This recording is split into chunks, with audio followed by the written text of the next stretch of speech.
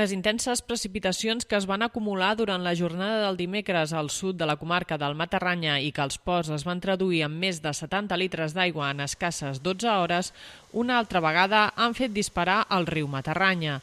Això ha obligat a Massalió a restringir en 4 hores al dia l'aigua de consum de boca perquè baixa molt tèrbola.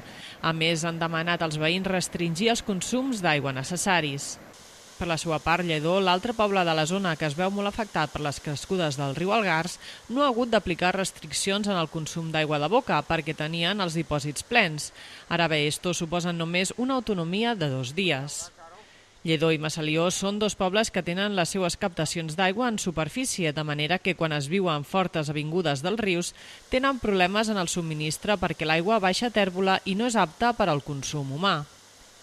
Al Matarranya, la nit del dimecres al dijous es va patir una forta crescuda dels rius després de que s'acumularen entre 60 i 90 litres d'aigua als ports. De fet, a Pena van caure un total de 71 litres de precipitació. A Mont-roig, l'observatori va registrar uns 69 litres i als Figuerals es van acumular 62. Pluja més discreta a la Puntassa, amb només 41 litres, així com a Valljunquera, que en van caure 38. Al Matarranya ha plogut més en 2 setmanes que en tot el 2023.